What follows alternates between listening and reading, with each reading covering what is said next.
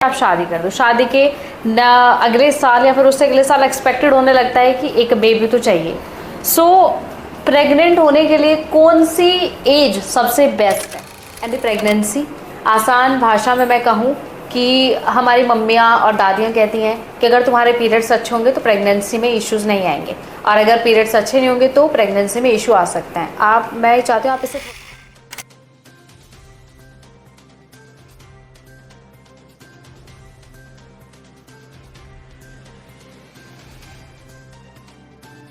नमस्कार, आप देख रहे हैं रुड़की हब, और आप सभी को पता है कि रुड़की हब के सभी प्रोग्राम आप सभी के लिए बहुत खास होते हैं। तो आज भी अपना दिल थाम कर बैठेगा, क्योंकि आज का ये प्रोग्राम और ये एपिसोड भी आपके दिल के बेहद करीब होने वाला है। आज हमारे साथ एक ऐसी खास शख्सियत मौजूद है। सभी घरों में महिलाएं होती हैं, तो आज का हमारा एपिसोड खासकर महिलाओं के लिए है। जो भी लोग महिलाओं के जैसे मम्मियों के, अपनी वाइफ के या फिर अपनी बहनों के स्वास्थ्य के लिए जितने भी लोग अवेयर रहते हैं, तो आज इस एपिसोड को आखिरी तक सुनेगा, क्योंकि आज का हमारा एपिसोड खास महिलाओं के लिए है। उन महिलाओं के लिए जो प्रेगनेंसी पीरियड के दौरान होने वाली समस्याओं से गुजरती हैं। वो समस्या क्यों होती है? क्योंकि प्रेगनेंसी पीरियड एक बहुत खास पीरियड होता है, हर एक महिला के दिल के बेहद करीब होता है। इसलिए उस पीरियड के दौरान होने वाली सभी समस्याओं के बारे में हम बात करेंगे, और हम आज बात करेंगे पीरियड्स को लेकर, पीरियड्स में होने वाली प्रॉब्लम्स को लेकर, पीसीओएस और पीसीओडी को लेकर, मेनोपॉज को लेकर, यानी कि आज महिलाओं की तमाम समस्याओं को लेकर बात करेंगे और उनके समाधान को लेकर भी बात करेंगे। और मैं अपनी खास शख्सियत से आप सभी को मिलवा देती हूँ, आज इनसे हम ये सारी बातचीत करेंगे। मेरे साथ मौजूद हैं डॉक्टर नेहा सैनी, जो कि ऑब्स्टेटिक्स और गायनोलॉजिस्ट है। आज इन्हीं से हम सारी बात करेंगे। मैम, कैसा लग रहा है आपको? बहुत बढ़िया लग रहा है। रुड़की हब अपने आप में एक बहुत ही प्रख्यात नाम हो चुका है यहाँ पे, और काफ़ी अच्छा है कि आप लोगों के बीच लोगों तक पहुँचने का एक ज़रिया बनते हैं आप लोग, ताकि हाँ उन लोगों को कुछ चीज़ों के बारे में अच्छे से जानकारी प्राप्त हो सके, क्योंकि काफ़ी ऐसी चीज़ें हैं जो लोगों को पता ही नहीं है। उनसे रिलेटेड कुछ बीमारियाँ ऐसी हैं, और फीमेल्स की बात करूँ तो कुछ लोग ऐसे हैं कि वो झेलती रहती हैं, और जब तक वो एक पीक तक नहीं चली जाती बीमारी, तब तक वो डॉक्टर के पास जाती ही नहीं है। तो अगर मैं उन लोगों तक पहुंच पाई तो उससे ऊपर की चीज़ तो कुछ हो ही नहीं सकती है। सो आप तैयार हैं आज हमें, क्योंकि बहुत सारी बातें करनी है। बिल्कुल। ओके, पीरियड से शुरू करते हैं। पीरियड्स में होने वाली परेशानी, पीसीओडी को देखना पड़ता है, पीसीएस को देखना पड़ता है, क्यों हो रही हैं ये सारी चीज़ें? एक्चुअली ये परेशानियाँ आजकल ज़्यादा इसलिए हो रही हैं क्योंकि एक तो डाइट और एक लाइफस्टाइल दोनों ही इतने चेंज हो गए हैं कुछ पास्ट ईयर से, कि फीमेल्स को पीसीओडी वाली चीज़ें ज़्यादा हो रही है। पीसीओडी इज़ या PCOS is polycystic ovarian disease, मतलब अंडेदानी में बहुत सारे अंडे एक साथ बन रहे हो, तो हार्मोन्स इरेगुलर हो जाते हैं। अब ये बेसिकली क्यों होता है? क्योंकि लाइफस्टाइल ही हमारा ऐसा हो गया है। एक तो बच्चों पे स्ट्रेस जल्दी आ गया है, फिर खाना पीना उतना नहीं हो पाता, बच्चों की बाहर की एक्टिविटीज़ कम हो गई हैं, बच्चे आजकल मोबाइल में ज़्यादा टाइम स्पेंड करते हैं अपना। बाकी जो डाइट है, डाइट अपने आप में बहुत मेजर रोल प्ले करती है। डाइट ही ऐसी हो गई है आजकल, जो सब्जी आ रही हैं वो दवाइयों वाली आ रही हैं, जो डेयरी प्रोडक्ट्स आ रहे हैं वो दवाइयों के थ्रू आ रहे हैं। तो बच्चों को, इनफैक्ट फीमेल्स को आजकल पहले पीरियड्स आने लग गए कंपैरेटिवली जो 5-10 साल 20 साल पहले आते थे। तो ये एक अपने आप में रीज़न है कि अर्ली आपको पीरियड्स आना शुरू हो जाते हैं। वहीं आपकी कोई फिज़िकल एक्टिविटी नहीं है, आपकी डाइट प्रॉपर नहीं है, तो वो इरेगुलरिटी ले आते हैं। फिर अगर किसी की फैमिली हिस्ट्री है पास्ट में, जैसे आजकल डायबिटीज़ इतना कॉमन हो चुका है, तो कहीं ना कहीं वो बच्चों में इंसुलिन रेजिस्टेंस क्रिएट कर देता है, जिस वजह से हार्मोन इरेगुलर हो जाते हैं, अपनी वर्किंग उनकी इतनी प्रॉपर नहीं हो पाती। तो अगर मैं ट्रीटमेंट भी बताऊं इस चीज़ का, तो लाइफस्टाइल मॉडिफिकेशन ही सबसे पहला ट्रीटमेंट होता है, रादर देन हम हार्मोन्स दें। अगर बच्चा अपना लाइफस्टाइल चेंज कर ले, जैसे कुछ भी फिजिकल एक्टिविटी रोज़ मॉर्निंग में या जब भी टाइम मिले बच्चे को, और एक हेल्दी डाइट में आपका प्रोटीन आता है, आपका कार्ब्स आता है, फैट आता है और फाइबर्स आते हैं। ये एक बैलेंस डाइट होनी चाहिए, क्योंकि आप कुछ भी मिस करेंगे कहीं ना कहीं वो आपकी बॉडी को इंटरनली इफेक्ट करेगा ही करेगा। ओके, मैम पीरियड्स में कमर दर्द होता है बहुत ज़्यादा, थाइज पेन होता है बहुत ज़्यादा, इवन कुछ लड़कियों को तो इतना ज़्यादा दिक्कत होती है कि वो चल नहीं पाती हैं। ये क्यों इतनी प्रॉब्लम होती हैं? एक्चुअली जब भी पीरियड्स होते हैं तो प्रोस्टाग्लैंडिन निकलते हैं, एक तरीके से ये पेन बढ़ाते हैं। अगर आप एक्सरसाइज कर रहे होते हैं तो हमारी बॉडीज़ में एंडोर्फिन नाम के कुछ पदार्थ निकलते हैं जो इस स्ट्रेस को कम करते हैं। इसलिए हम लोग खुद बोलते हैं कि पीरियड में आप जितना रेस्ट कर रहे हो या जितना आप अपनी परेशानी पे फोकस कर रहे हो उतना ही ज़्यादा पेन आपको फील होगा। इसलिए आपको एक तो एक्सरसाइज रेगुलरली आप महीने में जो कर रहे हो वो कहीं ना कहीं आपके पीरियड्स में शो होगा। जैसे आपका सीडेंट्री लाइफस्टाइल है, आप आराम वाली ज़िंदगी आपकी चल रही है, कोई फिजिकल एक्टिविटी नहीं है, उस महीने आपकी डाइट प्रॉपर नहीं रही है तो वो कहीं ना कहीं पेनफुल होगा। जिस मंथ आपकी फिजिकल एक्सरसाइज अच्छी है, आपकी डाइट अच्छी है, उस महीने आपको वो पेन कंपैरेटिवली कम होगा। मैं ये बोलूँ बिल्कुल गायब हो जाता है, ऐसा नहीं होता, क्योंकि वो कहीं ना कहीं बॉडी की फिजियोलॉजी है, वो एक स्ट्रेसफुल कंडीशन है, वो सब्सटेंस रिलीज होगा, पर उसके लिए हमें कहीं ना कहीं हम वो स्ट्रेस कम कर सकते हैं। थोड़ा बहुत फिजिकल एक्टिविटी और अपना माइंड थोड़ा सा डाइवर्टेड रखें तो ये चीज़ें कहीं ना कहीं और हेल्दी खाना खाने से कहीं ना कहीं कंपैरेटिवली बहुत कम हो जाती हैं। ओके नेहा जी, पीरियड्स के दौरान एक्सरसाइज कर सकते हैं? बिल्कुल कर सकते हैं, कभी भी पीरियड्स के दौरान हम किसी को भी नहीं मना करते कि आप एक्सरसाइज नहीं कर सकते। ये आपकी एक फिजियोलॉजी है कि वो शेड होंगी ही होंगी ले।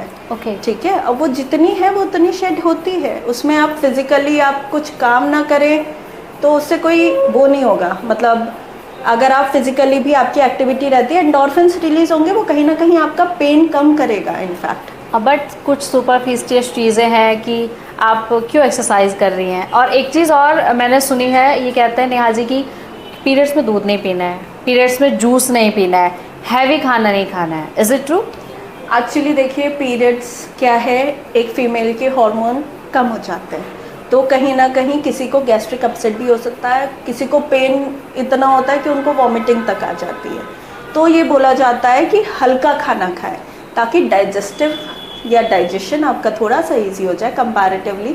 ठीक है, किसी किसी के ब्लोटिंग बहुत ज़्यादा होती है, प्री मेंस्ट्रुअल सिम्टम्स ही इतने ज़्यादा आते हैं कि हैवीनेस हो जाएगी ब्रेस्ट में, या फिर इंडाइजेशन हो जाता है। तो वो बेसिकली इसलिए है कि आप अगर डाइट अपना प्रॉपर ले रहे हैं या लाइट ले रहे हैं तो वो आपका कहीं ना कहीं डाइजेशन में हेल्प करेगा।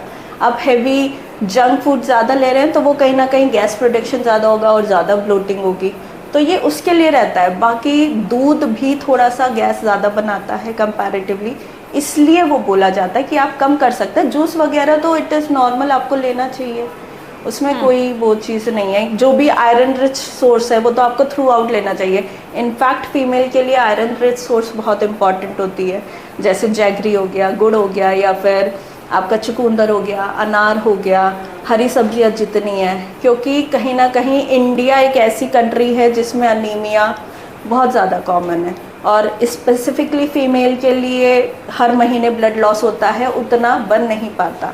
तो कहीं ना कहीं आयरन रिच डाइट खाने से ये है कि कहीं ना कहीं रिकवरी हो जाएगी आपकी।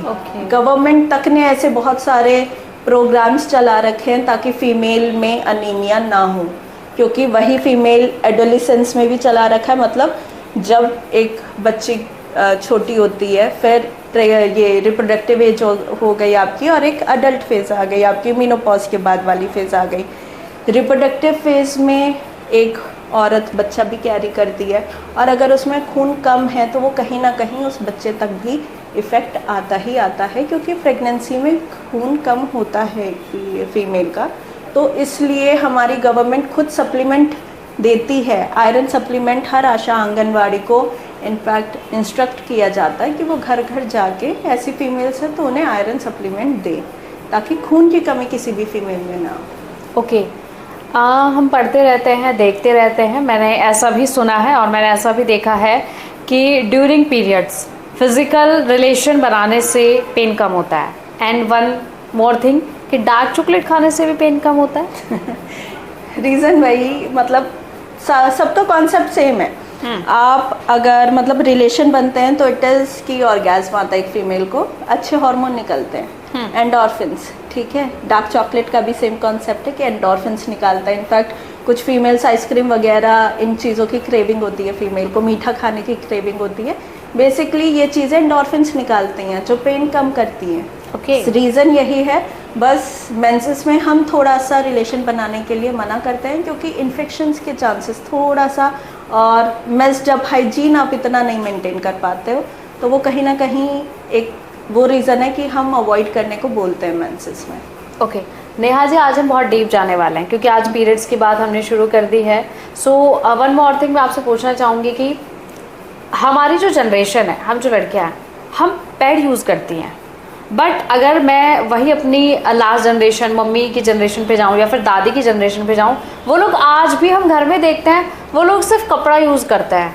सो क्या वो डेंजरस है? क्योंकि वो कहते हैं, हमें कहते हैं कि अगर आप घर में हो लड़कियों से, जैसे कि मैं भी उस दौर से गुजरती हूँ, कहती हैं मम्मियाँ कि कोई बात नहीं घर में हो तो आप कपड़ा लगा लो। सो वो कितना सेफ है? सो मम्मियों के लिए, मम्मियाँ पैड क्यों नहीं यूज़ करती हैं? मतलब उन्हें क्यों ऐसा लगता है कि पैड क्यों यूज़ करना है? एक्चुअली वो फेज़ भी आई है इंडिया में जब फीमेल्स खाली पैड यूज़ करती हैं और उस वजह से उनको बहुत ज़्यादा इन्फेक्शन हुआ है।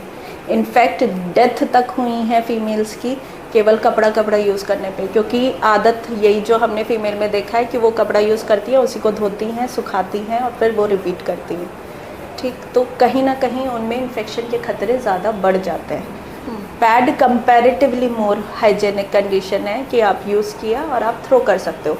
वेटिंग रह जाती है वहाँ पे, कपड़ा यूज़ कर रहे हो तो वो एब्जॉर्ब हो रहा है बार बार कपड़े में, कहीं ना कहीं इन्फेक्शन के चांसेस बढ़ जाते हैं। फंगल ग्रोथ हो सकती है, बैक्टीरियल ग्रोथ हो सकती है उस कपड़े में, और अगर वो कपड़ा साफ़ नहीं है तो ऑलरेडी उसमें जो भी बैक्टीरिया वो है वो आपके वजाइनल एरिया को इन्फेक्ट कर सकता है। दूसरी चीज़, पीरियड से भी अब आगे एक चीज़ आ गई है, टैम्पून्स भी आ गए हैं। हाँ, बाकी मेंस्ट्रुअल कप आ गए हैं जो कंपैरेटिवली एनवायरनमेंट के लिए भी ज़्यादा सेफ़ हैं और फीमेल्स के लिए भी ज़्यादा सेफ़ है। एनवायरनमेंट के लिए क्यों, एक सिलिकन पैड आप, वो सिलिकन कप आप 10 साल तक यूज़ कर सकती है, तो वो कॉस्ट इफ़ेक्टिव हो गया। पैड में आपका कॉटन वगैरह सब जा रहा है, तो सिलिकन कप में ऐसा कुछ रिक्वायरमेंट होता नहीं है। बाकी आप आराम से स्टरलाइज कर सकते हैं। तो आजकल हम एडवाइस करते हैं कि जो कंफर्टेबल हैं वो सिलिकन कप भी यूज़ करें, तो वो cost effective, in fact environmental friendly होता है। तो बट मैंने ऐसा सुना है कि it is very difficult to insert. Actually कोई भी नई चीज़ हो वो थोड़ी अजीब लगती है, ठीक है, but once you get use to it, आप अगर वो चीज़ बार बार यूज़ करें तो आप उसमें एक्सपर्ट हो ही जाते हो। तो हाँ, पहले टाइम में अजीब लगता है, बट एक बार आप अगर उसको यूज़ करना शुरू कर दोगे तो कोई इशू नहीं है उसमें। ये बेटर है पैड से एंड कपड़ा कंपैरेटिवली, क्योंकि बहुत बार ऐसी कंडीशन आती है, कुछ फीमेल्स को स्वेटिंग ज़्यादा होती है, कुछ फीमेल्स को फ्लो ज़्यादा होता है, और वो जॉब पे है या किसी ऐसे एनवायरनमेंट में है, वो चेंज नहीं कर पाती, तो वो वेटिंग रह जाती है, तो वो थोड़ा सा इन्फेक्शन थोड़ा सा ज़्यादा करा सकते हैं। मेंस्ट्रुअल कप में क्या है, वो एक्सपोज नहीं हुआ है एयर में, तो उसमें ग्रोथ, बैक्टीरियल ग्रोथ जितनी तेज़ी से होनी चाहिए वो कंपैरेटिवली कम होती है, और क्लीन करना उतना ही आसान होता है उसको। तो आप हर 4 to 6 आवर में कप निकाल के उसको आराम से वॉश कर सकते हैं, और स्टरलाइजेशन में भी कोई इशू नहीं है। आप एक पैन में गर्म पानी लीजिए, उसमें 5 मिनट बॉईल करिए, आपका वो स्टरलाइज हो जाएगा कप। ओके, ठीक है। ये हमने पीरियड से रिलेटेड सभी बातें की, लेकिन is there really a relation between periods and the pregnancy? आसान भाषा में मैं कहूँ कि हमारी मम्मियाँ और दादियाँ कहती हैं कि अगर तुम्हारे पीरियड्स अच्छे होंगे तो प्रेगनेंसी में इश्यूज़ नहीं आएंगे, और अगर पीरियड्स अच्छे नहीं होंगे तो प्रेगनेंसी में इशू आ सकते हैं। मैं चाहती हूँ आप इसे थोड़ा क्लियर करें। पीरियड्स अच्छे होंगे प्रेगनेंसी में इशू आएंगे? इट इज़ सिंपल कि पीरियड्स अच्छे हो रहे हैं। पीरियड्स कब कम होते हैं? कब? जब इरेगुलरिटी शुरू हो जाती है, ठीक है। इरेगुलरिटी मतलब किसी को फ्लो कम हो रहा है कंपैरेटिवली, तो कहीं ना कहीं हार्मोनल इशू चल रहे हैं कि ब्लड फ्लो अच्छे से नहीं पहुंच पा रहा है। जो लेयर होती है एंडोमेट्रियम लेयर, जो हम कहते हैं हर महीने झड़ती है, वो अच्छे से नहीं बन पा रही है, जिस वजह से पीरियड्स में इशू आते हैं और उसमें कंसीव होने में प्रॉब्लम आती है। क्या प्रॉब्लम आ सकती है? अगर लेयर अच्छी नहीं बन रही है तो कहीं ना कहीं अबॉर्शन के चांसेस बढ़ जाते हैं, जो कि कंपैरेटिवली पास्ट के काफ़ी इंक्रीज भी हुए हैं। एक तो वो रीज़न है। दूसरा, पीरियड्स आपको अगर अच्छे आ रहे हैं तो मतलब आपकी लेयर अच्छी बन रही है। टाइमिंग प्रॉपर है, पीरियड हर महीने एक बार आते ही आते हैं, 5 दिन के लिए आ रहे हैं, 3 से 7 दिन का हम टाइम लेके चलते हैं, 7 दिन में आ रहे हैं, 2 से 3 पैड एक फीमेल यूज़ करिए तो मतलब एग भी अच्छे बन रहे होंगे। कहीं ना कहीं झल्ली जहाँ पे एक बच्चा इम्प्लांट होता है, बच्चा चिपकता है यूट्रस से, वो झल्ली अच्छी बन रही है तो बच्चे को प्रॉपर न्यूट्रिशन मिलता है, बच्चा वहीं पर अटैच होता है, तो कहीं ना कहीं वो आगे बच्चे की ग्रोथ में भी हेल्प करता है। पर अगर वही पीरियड कम आ रहे हैं तो वो शेड भी होगी। ओके, ठीक है। अब हम प्रेगनेंसी की तरफ चलते हैं। प्रेगनेंसी में कितना ज़रूरी होता है कितनी जल्दी डॉक्टर के पास आना? प्रेगनेंसी में होने वाली समस्याएं क्या हैं? मेजर समस्याएं क्या है प्रेगनेंसी में? और मैम तीसरा सवाल, अभी तक का आपका एक्सपीरियंस कैसा रहा है? क्योंकि आप एक गायनोलॉजिस्ट हैं, आपने बहुत सारी चीज़ें देखी होंगी, अभी तक का एक्सपीरियंस कैसा रहा? सबसे ज़्यादा प्रॉब्लम आपने क्या देखी? एक्चुअली प्रेगनेंसी में हर एरिया वाइज डिस्ट्रीब्यूशन अलग है। अब जैसे यहाँ पे मैं जो देख रही हूँ, यहाँ पे कुछ लोग मेरे पास ऐसे आते हैं कि 5वें महीने में आ रहे हैं कि मैडम हम प्रेग्नेंट है, अल्ट्रासाउंड सीधा 5वें महीने में कराया है। और इनफैक्ट अभी हाल फिलहाल में एक फीमेल आई थी जिसमें एनेनकेफली आई 5वें महीने में। उसका वो पहला बच्चा था। एनेनकेफली क्या, उसमें ब्रेन डेवलप नहीं होता, हड्डी नहीं बनती है बच्चे की, रीढ़ की हड्डी में दिक्कत आ जाती है। क्यों? क्योंकि आस पड़ोस वाली औरतों ने ये बोल दिया था कि अल्ट्रासाउंड से बच्चे में दिक्कत आ जाती है। बट अल्ट्रासाउंड अपने आप में सेफेस्ट इन्वेस्टिगेशन है प्रेगनेंसी में। हमें कब आना चाहिए डॉक्टर के पास? As soon as possible. जैसे ही आपको पता चले आप प्रेग्नेंट हैं, आपको अपने डॉक्टर से ज़रूर मिलना चाहिए। प्रेगनेंसी में अगर मैं मोटा मोटा बोलूँ, हम लोग शुरुआत के 3 महीने में फॉलिक एसिड स्टार्ट करते हैं और थोड़ा सा पेशेंट को नोज़िया, वॉमिटिंग, ये वाली चीज़ें, ब्लोटिंग, ये चीज़ें आती हैं शुरुआत के 3 महीने। किसी को ज़्यादा भी हो सकती हैं, सब में ये अलग अलग रहता है। क्यों होता है? क्योंकि एक प्रेगनेंसी वाले हार्मोन बढ़ रहे हैं। बीटा एसीजी एक हार्मोन होता है, वो आपकी बॉडी में आ रहे हैं, चेंजेस स्टार्ट हो रहे हैं। तो वो थोड़ा सा ये है कि कोई भी चेंज पहली बार आता है या जो हार्मोन स्टार्टिंग में बढ़ रहे हैं, बॉडी हैबिचुअल होने में टाइम लेती है उसके, और वो हार्मोन बीटा एसीजी थोड़ा सा वॉमिटिंग वगैरह लेके आता है। तो उसके लिए हम कुछ प्रिकॉशन बताते हैं, जैसे ड्राई डाइट, सूखी चीज़ें ज़्यादा लें, या फिर अपने पास मीठी बर्फ़ी रखें। स्मॉल फ्रीक्वेंट डाइट बोलते हैं कि जल्दी जल्दी खाएं पर थोड़ा थोड़ा खाएं।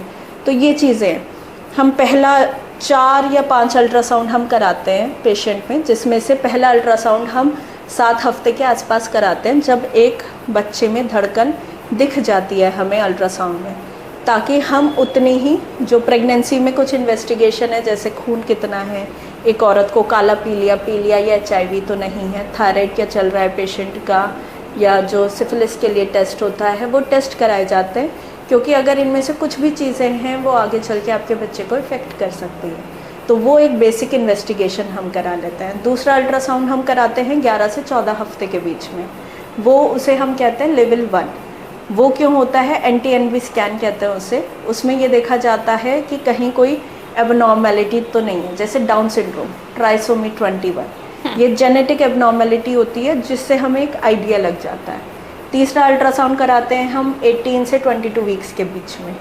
ये एनॉमली स्कैन होता है कि कहीं दिल में छेद तो नहीं है बच्चे के, आते सही बनी हैं कि नहीं बनी हैं, फेफड़े सही बने हैं कि नहीं बने हैं, ब्रेन में कोई इशू तो नहीं है।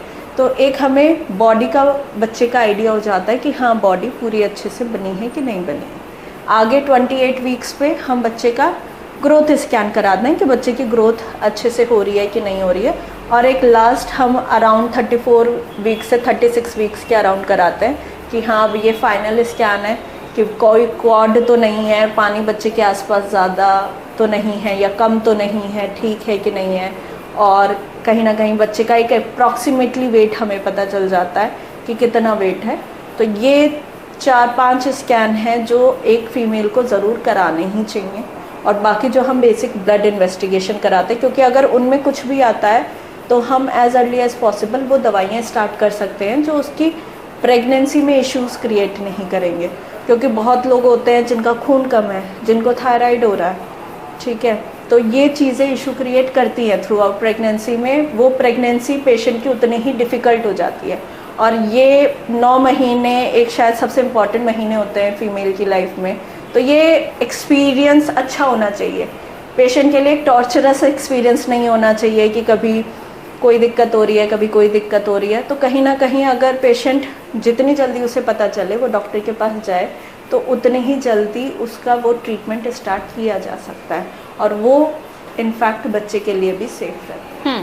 जैसा मैंने आपसे पूछा, मेजर प्रॉब्लम क्या देखी ड्यूरिंग प्रेगनेंसी ना फीमेल में अक्सर एक तो कमर में दर्द बहुत बताते हैं, कमर में दर्द हो रहा है, पैरों में दर्द हो रहा है, हेडेक और ब्लोटिंग तो it is common. Progesterone hormone है, कहीं कहीं ना कहीं आंतों का मूवमेंट कम हो जाता है तो ब्लोटिंग, गैस ज़्यादा बनती है, तेज़ाब ज़्यादा बनता है, ये बहुत ही कॉमन है। किसी का खून कम है, हेडेक, इरिटेशन, वीकनेस, ये चीज़ें होंगी। थायराइड किसी का अगर कम आ रहा है, थायरॉक्सिन हार्मोन कम बन रहा है उसके बॉडी में तो उसको थकावट, कहीं ना कहीं पैरों में सूजन आ जाती है। कुछ पेशेंट में क्या होता है, अक्सर 5वें महीने के बाद दिखता है, बीपी बढ़ जाता है। वो एक कहीं ना कहीं सीरियस हाई रिस्क प्रेगनेंसी में आता है। हाई रिस्क प्रेगनेंसी मतलब हाँ, जहाँ पे बच्चे और माँ की जान को भी खतरा हो सकता है। किसी किसी में बीपी बढ़ जाता है जिससे आगे जा के दौरे झटके आ सकते हैं। फीमेल में दिल, जिगर, गुर्दे फेल हो सकते हैं, आँखों की रोशनी जा सकती है। तो ऐसे पेशेंट को मॉनिटर करना, मतलब हम जल्दी जल्दी बुलाते हैं ताकि कुछ भी ऐसा हमें खतरनाक चीज़ लगे तो हम पेशेंट को एक्सप्लेन कर पाएँ, उस हिसाब से पेशेंट को ट्रीटमेंट दे पाएँ। जैसे ट्विन प्रेगनेंसी हो गई या ट्रिपलेट प्रेगनेंसी हो गई जिसमें 2 बच्चे होते हैं तो कहीं ना कहीं उनमें ये हाई रिस्क प्रेगनेंसीज में आते हैं। या फिर जेस्टेशनल डायबिटीज़, शुगर बढ़ जाता है कुछ लोगों का प्रेगनेंसी में, उसकी वजह से इश्यूज आते हैं। तो ये कुछ ऐसी चीज़ें हैं जो एक हाई रिस्क प्रेगनेंसी में आती है जिसमें डॉक्टर के पास विजिट करना ज़रूरी हो जाता है और इनफैक्ट डॉक्टर भी जल्दी जल्दी बुलाता है पेशेंट को, क्योंकि बहुत बार ऐसा होता है कि पेशेंट ज़्यादा नहीं ध्यान देता तो बच्चा कहीं ना कहीं पेट में ही ख़राब हो जाता है। तो ये एक इशू है कि आप जितनी जल्दी डॉक्टर के पास जाए और अगर कोई हाई रिस्क है तो उस हिसाब से, जैसे बहुत बार पेशेंट हैं जैसे डायबिटीज़ पहले से ही है, थायराइड पहले से ही है, तो हम उनको प्रेग्नेंट होने के लिए तब एडवाइस करते हैं जब उनकी ये चीज़ें नॉर्मल ऑप्टिमम कंडीशन में हो, कि शुगर कंट्रोल करके तब आगे चल के हम कंसीव करने के लिए उन्हें बोलेंगे। क्यों? क्योंकि डायबिटीज़ जैसे एक कंडीशन है, किसी का ऊपर नीचे ज़्यादा होता है, ज़्यादा बढ़ा हुआ आता है तो कहीं ना कहीं वो बच्चे में भी कमी ला सकता है।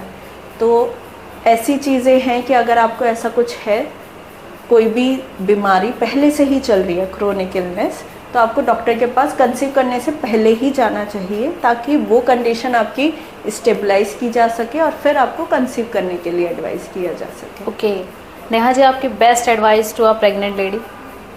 बेस्ट एडवाइस, ईट हेल्दी और खुश रहें, क्योंकि वो उससे बेस्ट एक्सपीरियंस कुछ नहीं होता। बाकी जितना आप खुश रहते हैं, जितना आप अच्छा सोचते हैं, हर चीज़ बच्चे को इफ़ेक्ट करती है।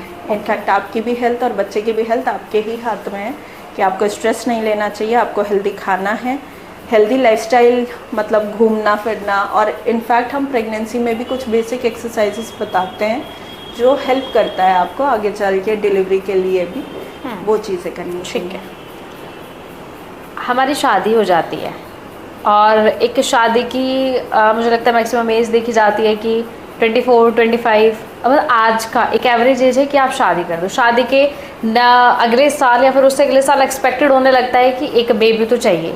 सो प्रेग्नेंट होने के लिए कौन सी एज सबसे बेस्ट है? देखिए, अगर मेरे से एज आप पूछें तो जब फीमेल एक रेडी है तब बेस्ट एज होती है। लेट प्रेगनेंसी में कॉम्प्लिकेशन आती हैं और उसके लिए हम एडवाइस भी करते हैं कि लेट प्रेगनेंसी है तो आपको थोड़ी सी हो सकता है इन्वेस्टिगेशन ज़्यादा करानी पड़ जाए। ठीक है, बेस्ट एज जब तक एक फ़ीमेल रेडी नहीं है, आई डोंट थिंक, क्योंकि वो प्रेगनेंसी अच्छे से कैरी कर ही नहीं पाती है। आप शादी कर रहे हैं, अगर आपको समय चाहिए दोनों को, हस्बैंड वाइफ को एक दूसरे को समझने के लिए, तो you can take your time, but जल्दबाजी में वो चीज़ आपके लिए टॉर्चरस हो जाए, स्ट्रेसफुल हो जाए, वो भी सही नहीं है। प्रेशर में नहीं करना, जब आपको चाहिए आपको तब करना चाहिए। जो लिमिटेशन है एक फीमेल बॉडी की वो रहेंगी, जैसे 35 के बाद थोड़ी सी कॉम्प्लिकेशन बढ़ जाती हैं, थोड़ा सा एबनॉर्मेलिटी होने के चांसेस या बच्चे में कमी आने के चांसेस बढ़ जाते हैं 35 के बाद, और 40 के बाद ये चीज़ें और ज़्यादा इंक्रीज़ हो जाती हैं। तो कहीं ना कहीं इंसान ये चीज़ें ध्यान में रख सकता है कि उस वक्त फिर हमें थोड़ी सी इन्वेस्टिगेशन ज़्यादा करानी पड़ जाती हैं। जैसे हम डुअल टेस्ट, ट्रिपल टेस्ट या क्वाड्रुपल टेस्ट तो वैसे सबको एडवाइस करते हैं, बट हाँ कॉन्जेनाइटल एबनॉर्मेलिटी 35 के बाद थोड़ी सी इंक्रीज़ हो जाती है, उस चीज़ का थोड़ा ध्यान रखना है। और कोई ये है कि मुझे करना ही नहीं है अभी, तो ठीक है, आजकल बहुत सारे ऑप्शन हैं कि आप अपने ओवा प्रिजर्व कर सकते हैं।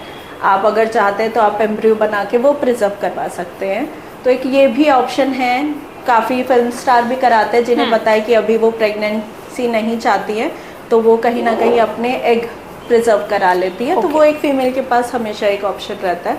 वो बेसिकली इसीलिए बनाया गया है कि आउट ऑफ स्ट्रेस कोई प्रेगनेंसी करनी ना पड़े, अगर फीमेल कंफर्टेबल है, क्योंकि वो जितना कंफर्टेबल होगी प्रेगनेंसी फेज़ उतनी ही आसान होती है और इनफैक्ट बच्चे के लिए भी अच्छी रहती है। ओके, मैं यही सेलिब्रिटीज़ और फिल्म स्टार्स पर ही आ रही थी कि आपने कहा कि 35 के बाद कॉम्प्लिकेशंस बढ़ जाती हैं और 40 के बाद तो और ज़्यादा कॉम्प्लिकेशंस बढ़ जाती। सो ये कॉम्प्लिकेशंस उन सेलिब्रिटीज़ के लिए नहीं होती जो आफ्टर 35 में प्रेगनेंसी कंसीव करती हैं और देन बच्चा होता है। अभी रिसेंट में दीपिका पादुकोण को शायद बेबी हुआ है, सो उसमें क्यों नहीं होता? हमारे जो नॉर्मल हम फीमेल्स इनमें क्यों ज़्यादा हो? एक्चुअली ऐसा नहीं है कि कॉम्प्लिकेशन नहीं होती है। अगर आप इंटरव्यू देखेंगी, एक उनका रिसेंट इंटरव्यू आया था जिसमें शी वॉज टेलिंग कि हाँ काफ़ी डिफ़िकल्ट थी। इनफैक्ट आजकल काफ़ी ओल्ड एज में करा रहे हैं, तो IVF प्रेगनेंसी काफ़ी इंक्रीज़ हो गई है कि फीमेल्स जहाँ तक है काफ़ी IVF के थ्रू करवा रही है। जैसे रुबीना, उनका भी IVF के थ्रू हुआ है, शी हैड ट्विन बेबीज। तो ये कहीं ना कहीं एक इशू आता है कि फिर नॉर्मली कंसीव करना थोड़ा सा डिफ़िकल्ट हो जाता है और कॉम्प्लिकेशन सबकी प्रेगनेंसी में आती है। शी हैड ट्विंस, तो उसमें अपनी कॉम्प्लिकेशन थी। दीपिका पादुकोण के केस में अपनी कॉम्प्लिकेशन थी। बस वो अलग बात है कि ज़्यादा रिवील नहीं होती हैं ये चीज़ें, सामने नहीं आती हैं चीज़ें। हाँ, एज के साथ कॉम्प्लिकेशन बढ़ती ही बढ़ती हैं। कहीं ना कहीं आपकी बॉडी उतना स्ट्रांग नहीं होती हैं, फिर कॉम्प्लिकेशन वही कि बच्चे में भी कुछ इश्यूज आ सकते हैं। तो ये चीज़ें रहती ही हैं, जो है वो रहेगा ही। बस ये है कि हम लोगों के सामने नहीं आते हैं। और बहुत सारे ऐसे फिल्म स्टार हैं जिन्होंने अपनी ओवा प्रिजर्व करा रखे हैं। Madhuri Dixit is one of the example जिन्होंने अपने ओवरीज प्रिजर्व करवाई थी, ओवरी का पार्ट प्रिजर्व, ओवा प्रिजर्व करवाए थे। तो ऐसे बहुत सारे फिल्म स्टार आपको मिलेंगे जो प्रिजर्व कराते हैं कि in future also if they want they can have babies. आप कैसे प्रिजर्व करा सकते हैं? क्या हमारे इधर मैं पूछना चाहूँगी कोई ऑप्शंस हैं ऐसे? ऑप्शंस होते हैं, जितने भी IVF सेंटर्स हैं उनके पास प्रिजर्व करने के ऑप्शन होते हैं। हम स्टिमुलेट करते हैं और we can take out the eggs और उन एग्स को फ्रीज आउट कर देते हैं। जब भी रिक्वायरमेंट होता है आप उसको यूज़ कर सकते हैं। ओके, ठीक है। मेनोपॉज क्या होता है नेहा जी? मेनोपॉज जब एक औरत को 1 साल तक महीने ना आए एक एज के बाद, तो हम उसे मेनोपॉज कहते हैं। मतलब अब महीने नहीं आएंगे उस औरत को, ठीक है। वो कब होता है? इंडिया में वो एज अराउंड 50 है। उसमें क्या है, कब आता है मेनोपॉज? जब एक अंडेदानी में अंडे ख़त्म हो जाते हैं, हार्मोन नहीं निकल पाते हैं, तो जो झल्ली है यूट्रस की जो हर महीने शेड होती है, वो शेड होना बंद हो जाती है क्योंकि वो बन ही नहीं रही है। और वो जब लगातार 1 साल तक ना हो, उसको हम मेनोपॉजल कंडीशन बोलते हैं। उसमें क्या है, मेनोपॉज अपने आप में पेशेंट के लिए कंडीशन हो जाती है जहाँ पे पेशेंट को बहुत अलग अलग सिम्टम्स आते हैं। जैसे फ्लशिंग होती है, हाथों पैरों से गर्म हवा निकलना, या फिर इरिटेटेड रहना। क्यों? क्योंकि अब हार्मोन बिल्कुल लो अमाउंट में है, तो ये वाली चीज़ें इरिटेशन हो जाती हैं। फिर एक मेनोपॉज के बाद झुर्रियाँ आनी शुरू हो जाती है फीमेल को, बाल झड़ने शुरू हो जाते हैं, इरिटेटेड रहेगी, लेजीनेस, थकावट ज़्यादा फील होती है, हाथों पैरों में दर्द शुरू हो जाता है। तो ये एक मेनोपॉज के सिम्टम्स आते हैं और ये कहीं ना कहीं 1-2 साल 3 साल पेशेंट को रह सकते हैं। और ये वो फेज़ होती है कि हाँ, पेशेंट को सबका सपोर्ट चाहिए फैमिली में, क्योंकि फैमिली में बच्चे भी नहीं समझ पाते, बहुत बार हस्बैंड भी नहीं समझ पाते कि ऐसे रिस्पॉन्ड क्यों कर रहे हैं, तब कि वो उनके कंट्रोल में नहीं है। वो चीज़ ऐसी है कि बॉडी में ही वो हार्मोन कम है तो वो रिस्पॉन्ड में आ रहे हैं। तो ऐसे में हमें मोटिवेट करना चाहिए उस फीमेल को कि हाँ, उनके साथ और अच्छे से बिहेव करें, क्योंकि ये एक फिजियोलॉजिकल कंडीशन है जो होगा ही होगा, हर फीमेल को होता है। और किसी को अगर ज़्यादा होता है तो we have hormonal replacement therapy, जिसमें हम कुछ अमाउंट में हार्मोन देते हैं ताकि अगर किसी को बहुत ज़्यादा सिम्टम्स आ रहे हैं तो वो थोड़े से सबसाइड्स हो जाए। मीन्स पीरियड्स आए तो परेशानी होती है और अगर ना आए तो परेशानी होती है और अगर ख़त्म हो जाए तो भी परेशानी होती है। सो और कोई एडवाइस मैम आप कुछ बताना चाहेंगे, क्योंकि मुझे लगता है मेजरली हमने बहुत सारी बातें कर ली प्रेगनेंसी से रिलेटेड और पीरियड से रिलेटेड, और कोई परेशानी जो आपने अभी तक देखी हो कि फीमेल्स में बहुत ज़्यादा होती है और उसे क्योर कैसे कर सकती हैं? एक्चुअली एक तो यंग फीमेल में आजकल इन्फेक्शन बहुत ज़्यादा होता है, जैसे यूटीआई एक हम चीज़ सुन रहे हैं, UTI is urinary tract infection. क्यों? एक तो पानी कम पिया जाता है और उसमें भी ये है कि फीमेल आजकल ज़्यादा ध्यान नहीं देते हैं, अगर सबके साथ बैठे हुए हैं तो पेशाब रोकने की टेंडेंसी ज़्यादा हो गई है, तो ये थोड़ा सा एक यूटीआई इन्फेक्शन ज़्यादा हो रहा है। बाकी फंगल इन्फेक्शन भी इंक्रीज़ हो गए हैं। बहुत ज़्यादा सफाई हाइजीन, मतलब कुछ लोग क्या होता है, एक तो कुछ भी ऑयल वगैरह, कुछ लोग ऐसे होते हैं कि ऑयल भी यूज़ कर रहे हैं। मैंने यहाँ पे सुना है फिटकरी का पानी यूज़ करती हैं फीमेल वॉश करने के लिए, वो अननेसेसरी चीज़ें हैं, आपको ज़्यादा यूज़ करना ही नहीं है। फिटकरी का पानी या ऑयलिंग तो करने की ज़रूरत ही नहीं है।